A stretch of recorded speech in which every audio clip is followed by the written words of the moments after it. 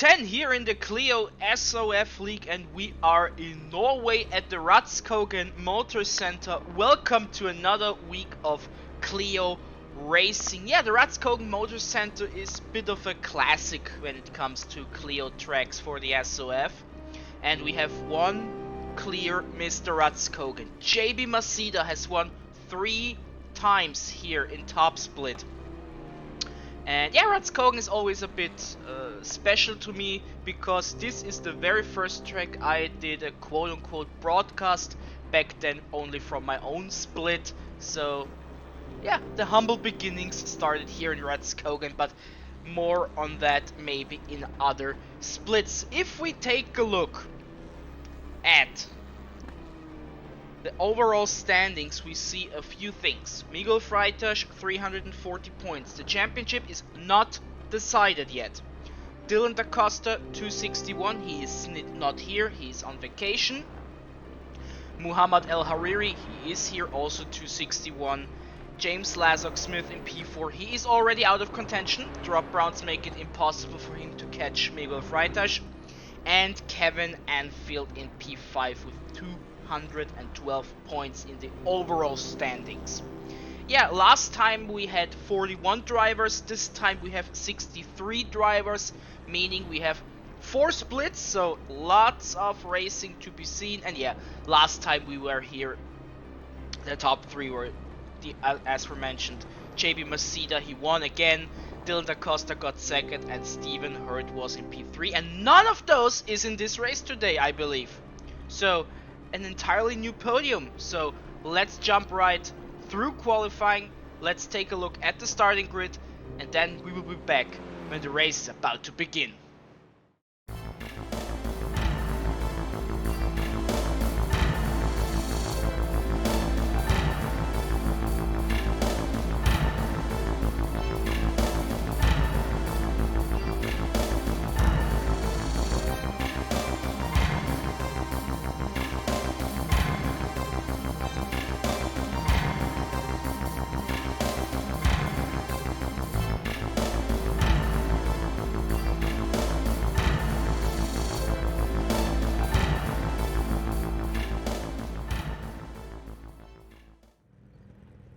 So this is our starting grid, and we already have one potentially championship deciding factor. Muhammad did not set a time, he got off tracks in qualifying, he starts from last, and now we are racing, and Freitas on pole, Gilberto P2, we are already jumping down to Muhammad. Okay, have a good look at the field. Oh, said there was a car in the grass, that was Clement Godet, but nothing big happened.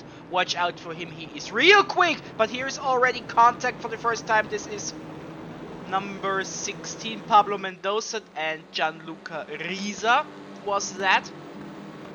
Got dropped down quite a few positions. Travis Linscomb, Hatfield, Risa, and El Hariri. First time turn 3, tricky corner. Real tricky corner, and there is touching, and Risa, a bad start, got even worse for him. He is now in last. Yeah, what can we say about the Rudskogen Motor Center as Muhammad tries to get P14, and Risa, oh, I think he's not that happy with what happened. And another contact! I just write down Risa. Lap 1, that should be enough for my notes. Yeah. The big thing about the Rudskogen Motor Center is pretty simple. Off tracks, and especially slowdowns, are a big factor here. It's easy to get a slowdown. And sadly, the iRacing replays do not save the data for slowdowns and penalties, so we don't see them in the overlay. They also save a few other things not, like the nation flags, for example. Otherwise, all of these things would be presented, but no, they are not saved in the replay file, so we don't see when someone has a slowdown. Sadly. Anfield in P5 chasing Clement Godet. He has real good pace. Keep an eye out on him. Cedric Gibrat Pablo Mendoza. And yeah, that turn 3. It's a tricky corner. We see it on board for the first time.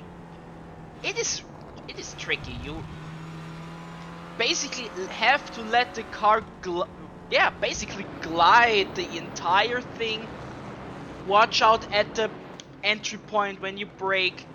Super easy to turn your car in a position you don't want to have it. Tricky corner.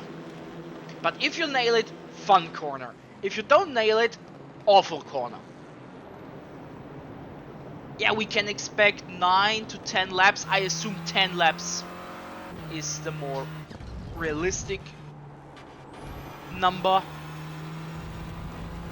Yeah, another fact, I would love to also show the lap counter in the top, but this is another thing that does not work in replays. Otherwise we would have a lap counter right at the top next to Renault Clio Cup, but yeah, the replays sadly they're a bit funky in that regard. But it is what it is. David Ward chasing Kevin Anfield. David Ward, he was on the podium last season in Split 2. And now he's in P6 overall. A good result. So far. At least so far.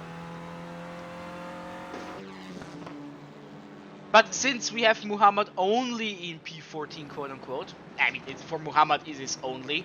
As he gets past Lewis Selby in the mentioned turn 3. Is this championship deciding as overall goes? No. Not necessarily. It depends if Miguel wins this race. If he wins this race, it's over. If Miguel gets P2, Muhammad is out of contention, but there is still Dylan da Costa.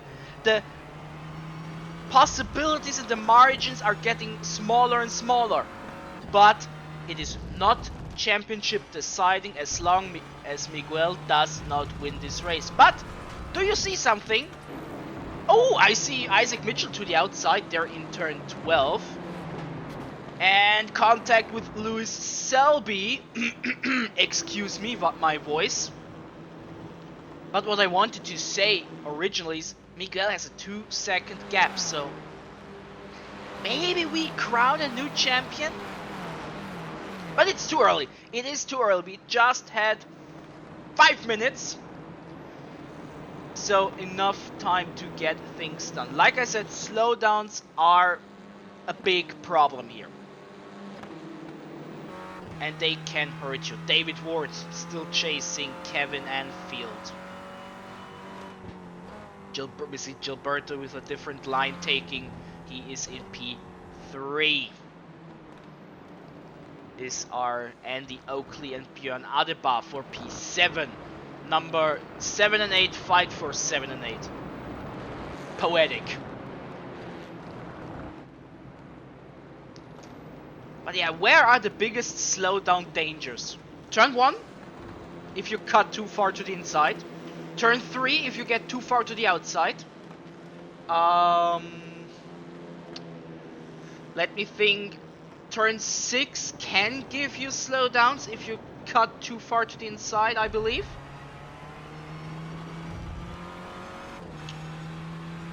Turn 13. So yeah, a lot of slowdown potentials. Ooh, this is Björn going wide against Björn against Adebar. Interesting. Split personality. No, against Andy Oakley, that is.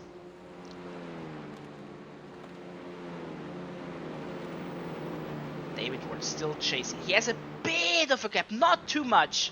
But Rudskogen is pretty difficult to overtake. Where are the biggest overtaking points? Turn 1 is a good one. Turn 10 is a solid one. Turn 3 if you are gutsy. So we have 3 opportunity spots. But this one is definitely the most... Yeah, let's use the word high risk. Because you see how the car travels at the entry point sometimes. Real difficult. I mean, for these drivers,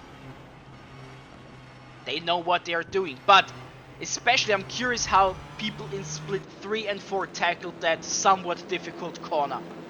Good drivers tend to make things easy. Make things look easy. Different. This English. Hoppala. Mi dispiace molto. I hit the spacebar. Either way, Miguel 2 seconds. Lazak, Smith, Gibbert gets past Andy Oakley. I mean, turn 12 is also a possibility. If the guy in front messes up P10. Ooh, there is David Ward inside to Kevin Anfield and gets it done. David Ward, P5. Like I said, last season he was in P2 in Split 2. P5 in Split 1 is even better. And now Kevin under attack from Adebar, and Clement attacks Gilberto for P3. And this helps James Lazak Smith, because there's now a 2-second gap. Clement outside, again different choice of lines. You see how he brakes later, tries it on the outside. Can he stick it? Yes, he can stick the corner, but not the overtake. But now David Ward says, hello.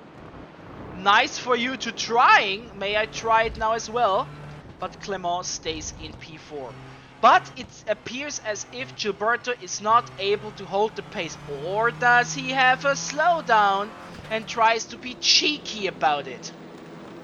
Again, we don't know it, we don't see it in the replay. But maybe this is cheeky Gilberto. Slowing down right at the right points for him to slow the guys down, not making it possible for being overtaken. It kind of looked like it. And the Oakley, Björn Adebar, it's a spin, and also number 16 Mendoza. A double spin, so to speak. We will take a look at this afterwards. Björn, he got spun in the Prix SoF race as well. Unlucky, real unlucky. I feel for you, my friend. Dropping down to P14. There's a little love tap. Selby and Siertzen. Oh, aggressive cut by Selby. Real aggressive.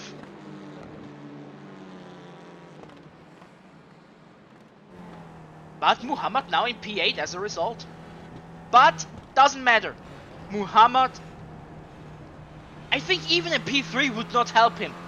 I don't have the numbers right in front of me, but I strongly believe even a P3 at this point would not be enough, because Miguel Freitas is leading and he's dominating, and I have to calculate afterwards if there is still a chance or not, even for Dylan. You know, drop rounds and all that. Björn Adebar, Linscombe Hatfield! There was a bit of a lock up, it seemed. But nothing really happened, little touch. Nothing too crazy. David Ward, Clement Godet, all behind Gilberto. 4 minutes left. And right behind them are Kevin Anfield and Cedric Gibbert. Then a big gap to Muhammad in P8. Who was real annoyed about the off-track in qualifying. Show the picture what caused the off-track, and if you took a look at the picture and thought, that's an off-track! Hey. That's an off-track? According to iRacing it was. And that ruined basically his entire race, especially in terms of championship contention. But usually, to play devil's advocate, Ward and Clement, hello! Ward, Clement. At least both of them didn't lose too many positions. But now Clement is under attack from Kevin Anfield. Nope. Cedric to the outside. I would assume this is also a nope. Maybe! Cedric! Late on the brake! Uses Clement a little bit. But good stuff. Good stuff. Oh, yeah, what I wanted to say is, but usually to play devil's advocate, you don't lose a championship at just a week 10 race. There's usually at least 2 or 3 other instances where you can think and look back. Gilberto spins around. And that was costly from P3 down to P8. That was costly. Linscombe, Hatfield and Adebar fighting for P13. Björn got spun around 2 times, pre-SoF and SoF. This is... I know the feeling. It hurts, it sucks.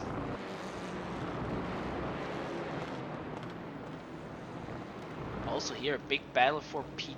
What is this? P10? No, P9, excuse me. And Christopher and Lewis getting a bit feisty. Lewis brakes way later. The rears lock up a bit, they touch a bit. But Selby is through. And now Oakley tries the inside. Nope. And Selby goes wide after another touch. Losing 1, 2, 3 positions. Ladies and gentlemen, we have a feisty fight here. And we have Miguel Freitas in the final lap of the race. And like I said, after the race I will calculate if this is championship deciding or not. I know Muhammad is out of contention. It's just, has Dylan da Costa the chance to get past Miguel, yes or no?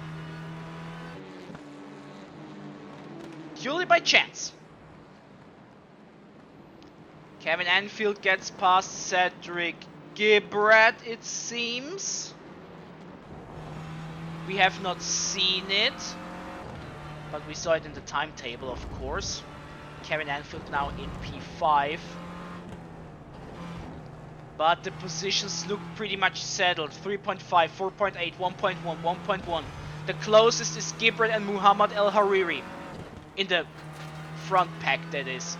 I mean, this is also really, really close. 8, 9, 10. But Oakley, nope. And Miguel Freitas, we have not seen a lot of him. But this happens when you are 3.7 seconds in the lead. Dominant victory. Was this the championship? Yes or no? We will know after the cut to the race, to the standings. Lazak Smith, another great result. David Ward on the podium. Congratulations. Clement Godet, great result. Anfield, Gibrat, El Hariri, and Ardif. Yo, that looked pretty close. That looked pretty close. And we are done with the top split race here at Rudskogen. These are the results from Freitas to Oakley and from Mitchell to Riza. Man. Interesting what we have seen, partially. And yeah, let's not waste any time. We jump to the standings, and then I will have the info for you if we have a new champion, yes or no. Let's jump to it. So, is this or was this a championship decider? Drum roll? No, it wasn't. Yes, Muhammad El Hariri is out of contention. James Lasok Smith is out of contention. Dylan Da Costa in P4 is not. Why is he not? Simply put, if Dylan wins the final 2 races, he loses just one result out of the 7 he already has, and that is the P65 in Oschersleben, which are 5 points, which means he can get 95 points in theory, which could put him at 356 points. It is pretty clear, if Miguel Freitas gets a second place, he doesn't need to win in Tsukuba nor Summit Point, a second place is enough to secure the championship if Dylan Da Costa wins 2 races. But there is a scenario out there where we have a championship decision by 1 singular point. Just to point that out. And now if we scroll a little bit out through the top 50, we try not to look too much into the other splits, of course, and this is a little bit of a spoiler, but where are your favorite drivers? I mean, Clement, amazing result, P4 overall, amazing result, congratulations. Gilberto, Travis, Björn, really unlucky, we've seen him. Andy Oakley, okay result, second best of the season, unlucky with the one incident, of course. How many points do you need to be in the top 50 though? 34 points to be in the top 50 overall, with the point system at duncanwatts.com, of course. And now we take a look at the Split 1 standings, which are honestly, the Split 1 standings out of the 4 Split Championships is the quote-unquote most boring one because it's the closest to the overall standings, of course. But would be unfair for Split 1 not to have their own Split 1 standings, am I right? And big shocker, Freitas is leading here as well. He is affected by drop rounds like Muhammad, James and Kevin and Cedric. And yes, I did a quick calculation just to see if everything is right. And yes, drop rounds are already counted on this table as it should. Now let's scroll a little bit to find your favorite Split 1 drivers. Maybe you have one, maybe not. And we try to find out how many Split 1 drivers did we have this season. 63. Was there even a new one? I'm not so sure about it. I think there was no new Split 1 driver in this race, but I'm not 100% sure. And yeah, we have the standings, excuse me. We know that the championship is technically not decided, so we are still waiting for the highlights, which come right after this, and then Split 2, Split 3, Split 4, we have them all. So stay tuned, it's a busy week. I hope you will enjoy each race and have fun with the highlights of this race. Goodbye.